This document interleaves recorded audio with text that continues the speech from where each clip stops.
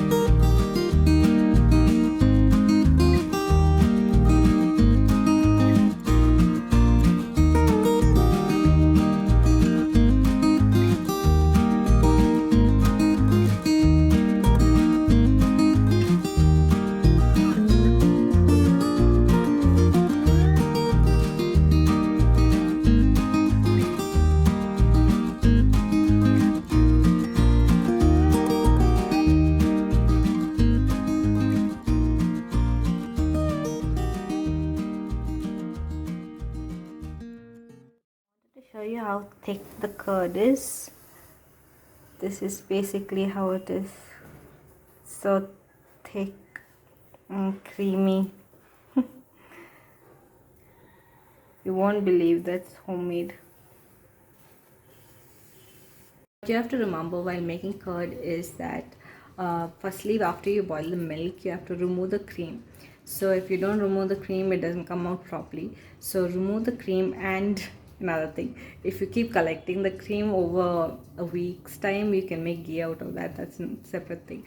So yeah, so remove the cream and yeah, wait for the milk to cool down. So don't add the old curd into it, the culture curd culture into it, because yeah, it'll die. Basically, if the milk is hot, it'll die.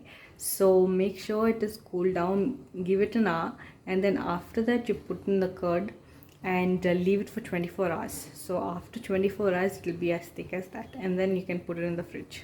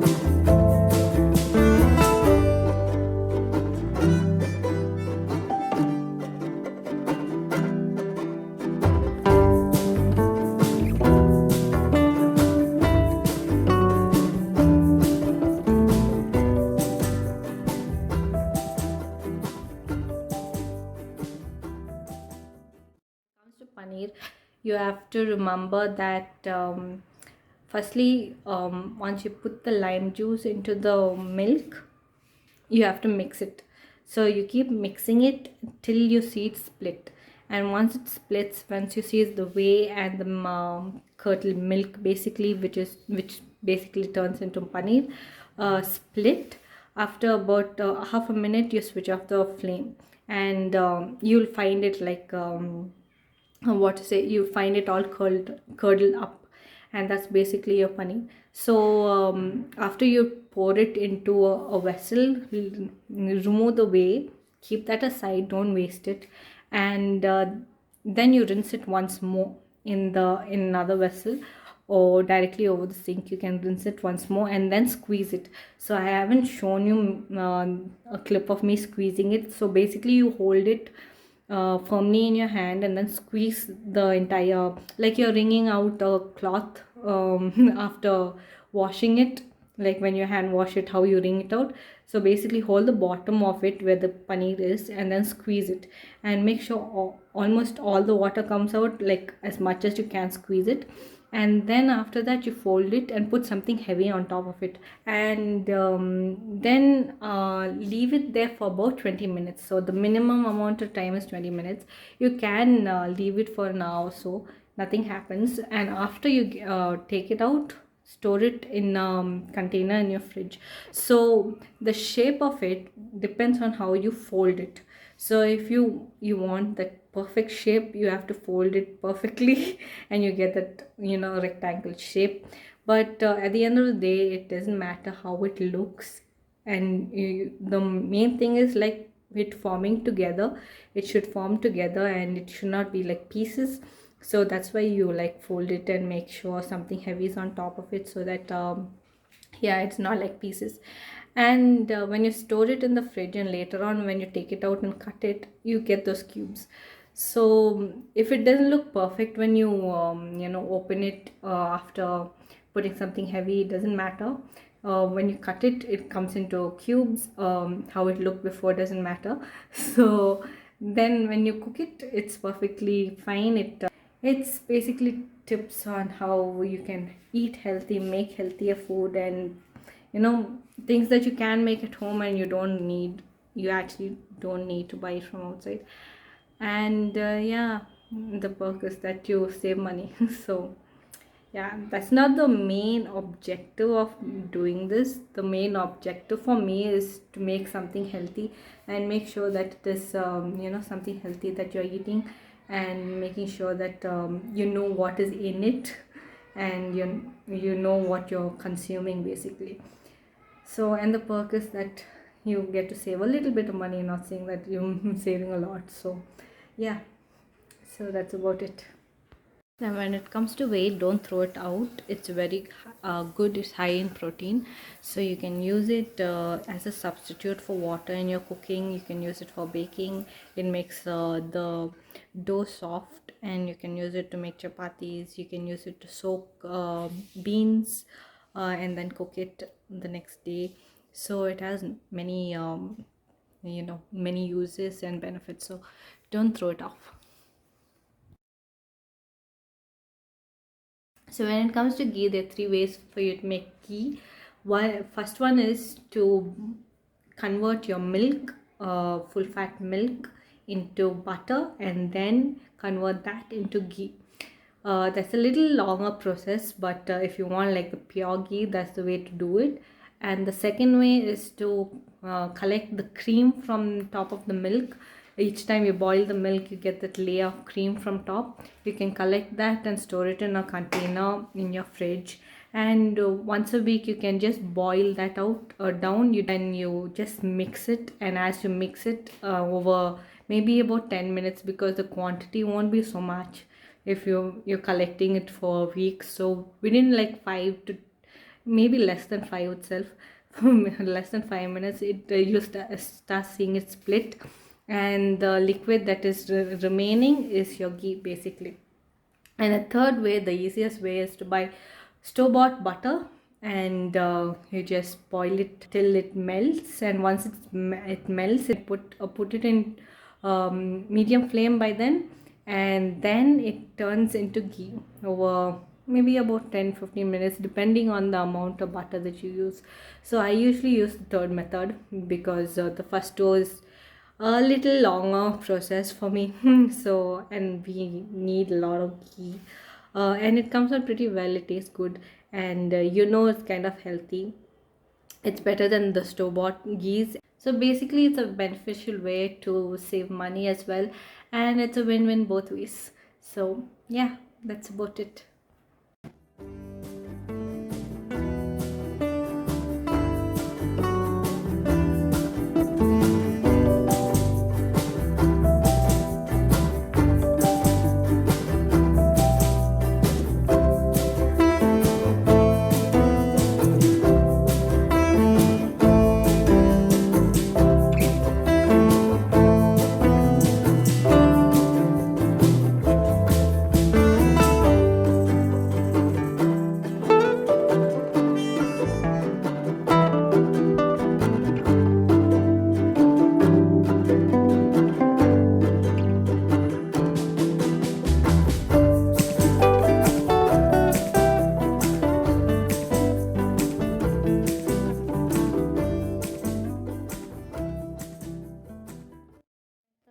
Quickly tell you what you can do with this. So if you're baking often, you can actually save these butter paper covers. You can save these, and when you're coating your vessel with butter, instead of that you can just use this remove to get off all the butter from this, and you can just grease your container with it. And also you can use this as baking paper, like those cookie sheets. And so using the sheets, you can use this as the base and you can bake on it. So if you're baking often, you can save this. I wouldn't recommend you to save it for months or anything like that. If you're going to bake like soon, you can do this also. You can just use this and save the paper and use it in your baking. So I had a little bit of this remaining, so I thought I'll finish it. And I do mix the butter. It doesn't matter, actually, butter is butter. And I use the I use butter with salt. It's not unsalted. It has hot salt, and the ghee comes out pretty good. You don't have to add salt or anything like that. Everything is added. It's just butter, salted butter, and yeah, it's melting as of now. Point, you can let it boil down. You just have to mix it occasionally to make sure it doesn't get burnt at the bottom, because the worst is burnt butter. If it gets burnt at the bottom, the ghee has that burnt taste, so you don't want that. So occasionally mix it until it starts boiling. Once it starts boiling, you have to continually mix it so that it doesn't get burnt, and you get it splits and you get proper ghee. So that's something that you have to keep in mind. As you can see, it's boiling. Now it's really boiling up, and the flame is low. It's really boiling up. So now I put the flame higher because it stopped rising. So I put the flame higher, but I'm ensuring to mix it so that it doesn't get burnt at the bottom. So just continue mixing it, and then you'll see the color changing. It's not completely split right now, so I'm still waiting for it to convert into ghee. It depends on the amount of butter you put, actually. If you put less butter, it cooks faster. If you put more butter, it takes longer. So this is what you're looking for. Can you see the golden color? That is what you're looking for. That is the ghee. And it starts becoming light gold, you know it is done. So now I'm going to switch it off, and I'll show you once the bubbles cool. When it cools down a little bit, you'll be able to see the ghee under. So it's so hot that it's still boiling, and this is the color that you want. It's golden color. Once it reaches that, you know that is ghee. So as you can see, it's off, but it's still boiling. So that's how hot it is. So you leave it for some time, leave it for about half an hour, and after that you can pour it. If you want, you can leave it for an hour also. It won't crystallize so fast, so you can leave it for an hour, and then you can pour it into a container. So now it's cooled down for, like, it's cooling down, it's not cooled down, it's cooling down. And you can see at the bottom there's some sediment still there, so don't worry about that. So once you pour this ghee, if there's still some sediments, you can reboil it, and you'll get more ghee out of it. And once that those sediments become a little brown, like a light brown, you can throw it off. This is the amount of ghee I got. It's like 1 liter of ghee. This entire jar is full.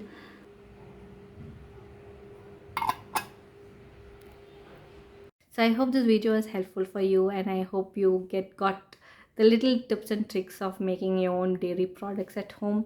And yeah, basically that was the main idea behind it, and the objective is to make healthier food at home. So I hope it helped you, and yeah, that's about it for this video. I hope that's about it that I wanted to say and show you today. So yeah, I'll see you in the next video. Do like, subscribe, share, and comment. And yeah, as always, live life and love life. I'll see you then. Bye.